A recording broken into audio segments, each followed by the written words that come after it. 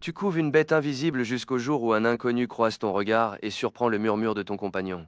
Vous êtes des âmes sœurs, mais ils préfèrent te mordre plutôt que de s'avouer vaincus. Si tu cherches une destinée qui brûle autant qu'elle guérit, ne bouge pas. C'est ainsi que commence un loup solitaire peut-il recevoir l'amour de Toriko. Si l'infirmier a dû lui claquer un baiser pour l'empêcher de passer l'arme à gauche, toi, donne un coup de boost à la chaîne en t'abonnant et en lâchant un gros like. Dis-moi en commentaire si t'oserais tenter ce genre de bouche à bouche. Allez, fonce! Voici notre héros, un infirmier dévoué, le genre de gars qui vit pour soigner les autres et qui garde sa cuisine futuriste toujours nickel. Sa petite routine est bien huilée, entre ses heures de garde et les corvées ménagères, sans oublier de nourrir Pang-Hu. Za, créature spirituelle que lui seul peut voir. C'est la crème des hommes, toujours prêt à s'occuper des chiens errants dans son uniforme impeccable. On dirait qu'il sort tout juste de l'emballage. Mais sa tranquillité vole en éclats quand débarque un type qui tire une tête de 6 pieds de long et qui dégage une aura dangereuse, du genre qu'on repère à des kilomètres. L'inconnu le dévisage de haut en bas et le traite de gringalet. Mais notre héros reste pétrifié en réalisant que ce type voit parfaitement sa bestiole invisible. Ce n'est pas n'importe qui, il s'avère qu'ils sont sentinelles et guides, des âmes sœurs destinées à devenir les plus puissants protecteurs de la ville. Le jeune infirmier manque de lui sauter au cou tant il est aux anges. Enfin quelqu'un qui ne le prend pas pour un fou quand il parle dans le vide, séduit par cette promesse, il finit par se faire recruter par l'organisation Whalefall. Mais le boulot est loin d'être une sinécure. On l'envoie direct faire un entraînement de psychopathe, à grimper des sommets gelés en pleine tempête sous l'œil sévère de son nouveau partenaire. Il a beau râler en disant qu'il n'est bon qu'à faire des piqûres et prendre l'attention, c'est trop tard pour faire marche arrière. À force de sacrifices, deviennent inséparables, capables de surmonter n'importe quel obstacle. Mais le destin n'est pas toujours clément, la ville finit en ruine et tout part en vrille. Le dur à cuire est mortellement blessé, tentant désespérément de tenir debout au milieu des décombres. Dans un dernier souffle, il lui avoue que derrière sa façade de loup solitaire, il n'a jamais désiré que son amour. Le jeune homme se retrouve seul, entouré de plumes, regardant son compagnon s'évanouir et comprenant que leur histoire a tourné à la tragédie bien trop tôt. Shisumu a une tête d'ange, le genre de gamin qui ne ferait pas de mal à une mouche, mais aujourd'hui, il est juste là pour récupérer les médocs d'un patient. À la pharmacie, il doit se coltiner le relou de service, un de ces types qui passent leurs nerfs sur la réceptionniste parce que les prix s'envolent. Sumu l'observe du coin de l'œil en se disant que certains sont vraiment nés pour casser les pieds au monde entier. L'infirmière lui confie que ces scènes sont devenues monnaie courante depuis que les médicaments se font rares. Mais Sumu cache un secret tout rond et plein de plumes Pang-Hu, un petit oiseau niché dans sa frange que personne d'autre ne peut voir. Alors qu'il avance au milieu des tournesols, Et il supplie la bestiole de rester tranquille s'il doit expliquer pourquoi ses cheveux bougent tout seuls. Ses voisins vont finir par l'interner. Tout est calme jusqu'à ce que surgisse le ténébreux de service capuche, lunettes noires et une dégaine de mec qu'on n'a pas envie de croiser, même en plein jour. Contre toute attente, l'inconnu s'arrête et s'adresse directement à l'oiseau, râlant qu'il est bien trop maigre. Sumu est pétrifié, c'est la première fois de sa vie que quelqu'un d'autre arrive à voir Pang-Hu. Il essaie de lui demander comment c'est possible, mais le type le remballe sèchement en lui disant de ne pas l'approcher. Clairement, il n'est pas sorti pour se faire des potes. Sauf que le karma ne pardonne pas. À peine a-t-il fait 2 pas que l'homme en noir commence à tituber et s'écroule lourdement sur le sol. La foule panique, criant à la crise d'asthme. Mais Sumu se précipite et remarque tout de suite que ses poumons sont parfaitement dégagés. Ce n'est pas de l'asthme, c'est une crise d'angoisse si violente que le pauvre gars est en train de suffoquer. Comme le patient se débat avec une force incroyable et refuse le masque à oxygène de fortune, Sumu décide de passer au grand moyen. Il se penche et lui plaque un baiser, le genre de choc qui te redémarre le système et te coupe le souffle pour de toutes autres raisons. Le traitement de choc fonctionne et le type reprend ses esprits illicaux, mais la première chose qu'il fait en ouvrant les yeux, c'est de sauter à la gorge de l'infirmier avec une envie de meurtre assez explicite. Simpa, la reconnaissance quand on vient de vous sauver. La peau voyant que son patient n'a pas encore tout à fait les idées claires, Sumu décide de le secouer un peu. Le type aux cheveux blancs se réveille en sursaut, et au lieu de dire merci, se met à hurler pour savoir pourquoi on l'embrasse. L'infirmier doit lui expliquer que ça s'appelle un massage cardiaque et qu'il ferait mieux de se calmer s'il ne veut pas passer pour un ingrat devant tout l'hôpital. Comme le gars est insupportable, Sumu l'envoie direct passer des examens en espérant ne plus jamais croiser sa route. Mais en s'éloignant, remarque que l'autre a fait tomber une boîte de médicaments et se baisse pour la ramasser. Sorti de nulle part, un type surgit et lui arrache les médocs des mains avant de détaler comme s'il venait de décrocher le gros lot. L'infirmier, complètement largué, se met à hurler à l'aide, mais le gars aux cheveux blancs traînait dans le coin et décide que c'est l'heure du show. Il lui balance de ne pas s'en faire et décolle comme un missile, avec son loup spirituel aux trousses pour assurer ses arrières.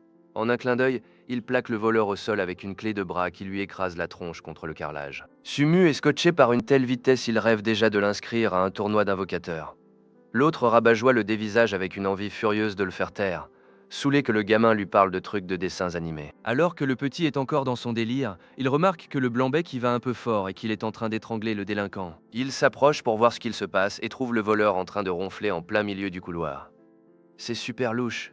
On dirait qu'il a sombré de peur, quand soudain, un autre patient déboule en marchant comme un parfait somnambule. Le type envoie une patate et pulvérise le béton comme si c'était du carton. Il dégage une force animale capable de les estropier. L'infirmier reste sans voix devant une telle brutalité. Mais avant que ça ne dégénère, le gars aux cheveux blancs lui plaque la main sur la bouche et l'entraîne dans un coin pour ne pas se faire repérer. Apparemment, ce monstre est dangereux et Loop doit prévenir les spécialistes d'urgence pour qu'ils viennent nettoyer ce bordel. Il lui rend ses médicaments avec un mépris non dissimulé en le prévenant de ne plus l'approcher parce qu'il ne supporte pas son odeur. Le gamin reste planté là, le bec cloué, pendant que l'autre tape un bond qui défie les lois de la gravité pour disparaître dans les arbres avec son clébard géant. Sumu essaie de digérer ce qu'il vient de voir, percutant que ce loup spirituel est le portrait craché de son Pang-U. La nuit tombe et, épuisé, rentre chez lui pour entamer un autre combat, cette fois contre la domotique par pur caprice. Il refuse l'IA et préfère tout gérer à la main. À peine entré, il se fait accueillir par Kaorong, un vieux dramatique qui se plaint d'être malmené par le petit, alors qu'il était son mentor. Le bonhomme est au bout du rouleau entre sa dépression et le fait qu'il ne mange rien. On dirait qu'il va tomber en miettes au moindre rayon de soleil. Comme c'est Sumu qui s'occupe de lui et qu'il n'a aucun appétit, il est devenu hyper pointilleux.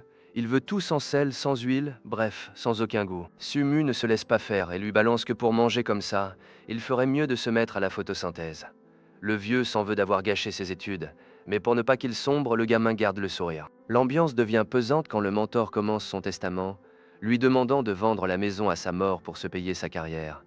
Il est persuadé que lui laisser du fric est la consolation idéale pour l'aider à surmonter sa perte. Pour casser ce moment glauque, Sumu reprend son délire de photosynthèse et lui promet qu'une fois rétabli, il lui fera un jardin immense pour qu'il puisse taper la discute avec les plantes toute la journée. Tout semble calme jusqu'à ce que Pangu capte un truc. L'oiseau se met à piailler et Sumu jette un œil par la fenêtre. Mais dehors, il n'y a que l'ombre des arbres. Ce qu'il ignore, c'est que la sentinelle aux cheveux blancs est juste là, tapie sur une branche, à le surveiller sans jamais le lâcher du regard.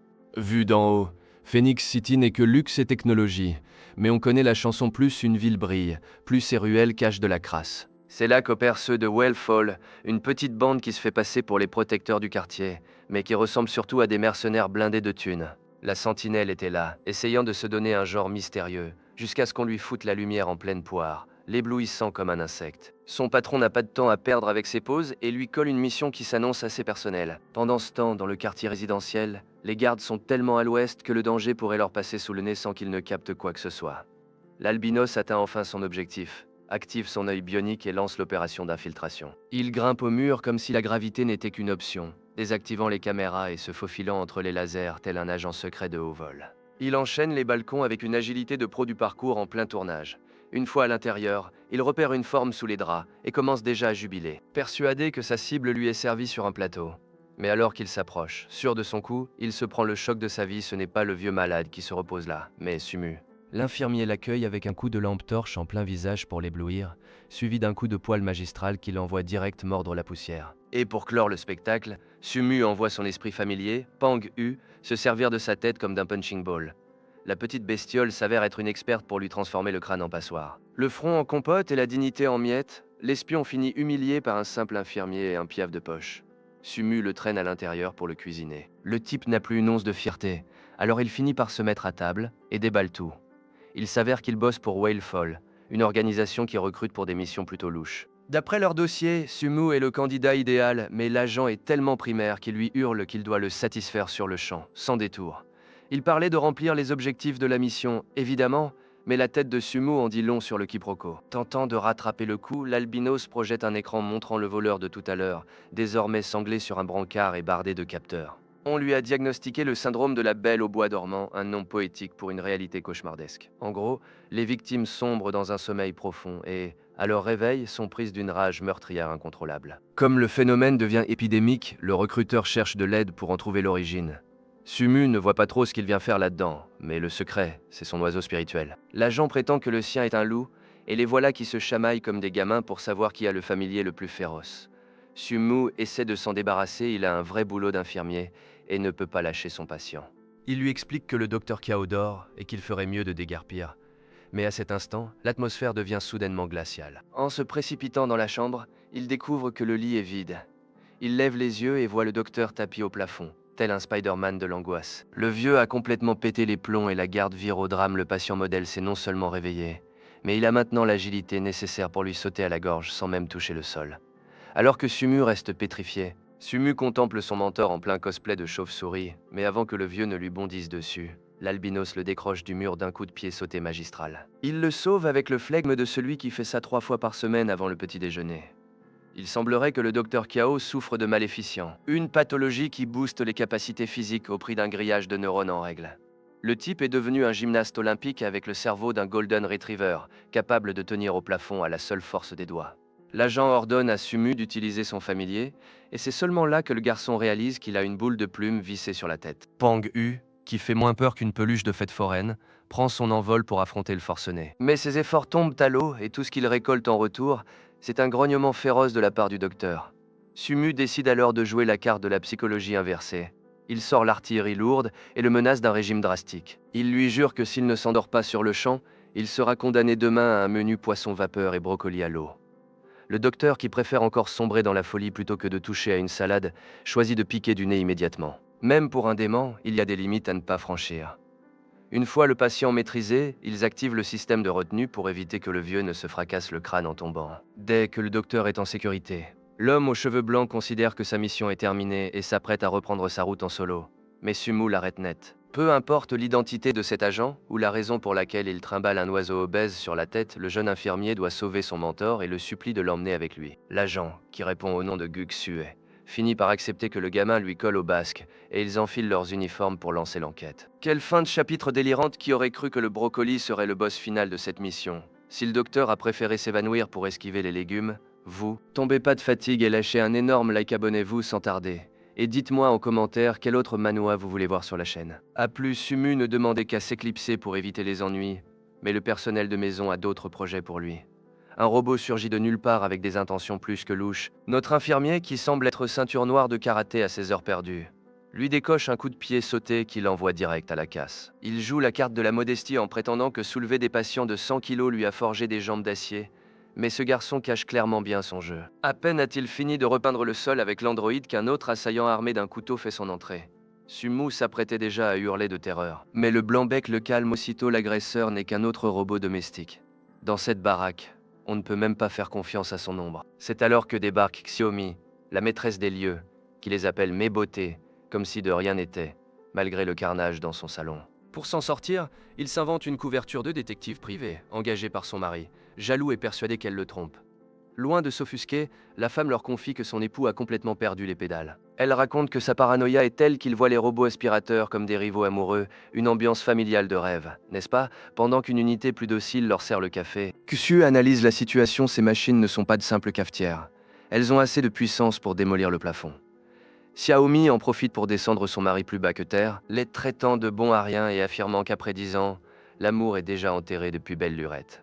Une fois au calme, Sumu s'occupe de soigner la blessure de Gushue. L'agent fait le dur, mais quand le jeune homme soulève son vêtement pour désinfecter la plaie, on découvre une musculature taillée dans le marbre. Tout en le soignant, ils étudient les plans de la propriété et remarquent une anomalie: le mari vit comme un étranger dans sa propre demeure.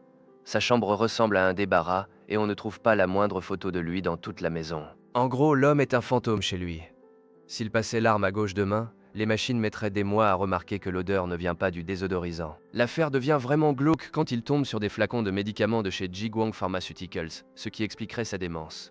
Guxu décide de laisser la politesse au vestiaire et se prépare à passer à l'action. Il pénètre enfin dans le laboratoire central. Grâce à des clones rétiniens et vocaux, il s'infiltre partout, laissant ce pauvre Sumu sur le carreau au rez-de-chaussée, faute de budget pour lui payer des gadgets d'espionnage. Le pauvre n'a plus qu'à poireauter sur son téléphone, vert de rage d'avoir été jeté comme un vieux mouchoir. Décidément, ce n'est pas sa journée. Pendant ce temps, Guxue s'introduit chez Aurora Pharmaceuticals. Son objectif: dénicher de quoi faire tomber Xiaomi, la tête pensante de toute cette mascarade. Mais alors qu'il pense pouvoir bosser tranquillement, voilà que Sumu déboule avec son traceur. Ce truc possède un capteur de mouvement infaillible, impossible de le semer, peu importe les efforts déployés pour disparaître. Le pire, c'est que le gamin n'est pas venu seul, il a ramené un contact interne, Ai Yue, un collègue qui est le cliché vivant du geek du département de test. Le pauvre gars est au bout du rouleau, à tel point que sous le stress, sa vue se brouille et il ne sait même plus où il met les pieds. Il a gobé sans sourciller que Guxiu était un inspecteur de la FDA en quête de drogues illégales. C'est fou ce qu'on peut faire avec un uniforme et un air patibulaire. Le chercheur les conduit jusqu'à la base de données de la boîte, un antre truffé d'écrans géants qui transpire le budget illimité. En chemin, Aiyue se demande bien ce que son pote infirmier fabrique avec un type aussi austère de la police des drogues. Sumu lui sort une excuse bidon et ils finissent par se lancer dans une telle démonstration d'amitié mielleuse que Guxiu a juste envie de s'enterrer vivant. Xue tente de rester pro, mais Sumu ne l'aide pas avec ses remarques incessantes et finit par le pousser à bout de nerfs. Regardez-le, il est devenu tout rouge juste pour une petite vanne. En fouillant dans le système, il réalise que le plan du bâtiment qu'on leur a fourni est un pur tissu de mensonges. Si le geek affirme qu'il n'y a rien derrière ce tableau de Michel-Ange, c'est que le gros lot est forcément là. Xue ne s'embête pas avec les clés, il sort son épée et découpe un passage dans le mur sans hésiter. Bingo, le bureau secret était bien là, avec tous les dossiers les plus sombres de l'entreprise. Il charge Sumu d'éplucher les données pour voir ce que cache réellement le fameux projet maléfique. Guxue décide alors de prendre en chasse le guignol de service pour voir ce qu'il manigance, laissant le gamin seul avec le binoclard. Alors que Sumu essaie de digérer le fait que sa patronne vit avec un filtre de beauté permanent, un individu portant un masque et des ailes dorées surgit en déclamant des vers de poésie. Ce qu'il découvre est un délire total. Maléfique était un stabilisateur mental qui a tourné au fiasco, mais ils l'ont quand même vendu comme un simple complément de bien-être. Et le plus étrange reste la patronne. Xiaomi, la dame, a 83 ans, mais en paraît 20. Le traitement lui a offert une jeunesse éternelle, même si pour les patients, les séquelles sont une tragédie. Mais le coup de théâtre, c'est que l'homme qui partage sa vie est un imposteur. Le véritable Zheng Nan est décédé dans un accident il y a des décennies, alors qu'il n'avait que 35 ans. Erreur tactique fatale en un éclair, une ombre surgit du sol et capture Aiyue sous les yeux de Sumu. Le gamin hurle de désespoir alors que le seul capable de l'aider est parti courir après l'homme aux ailes. C'est le chaos total. C'est un truc de malade. La bosse a 80 balais mais elle vit avec le filtre beauté activé IRL.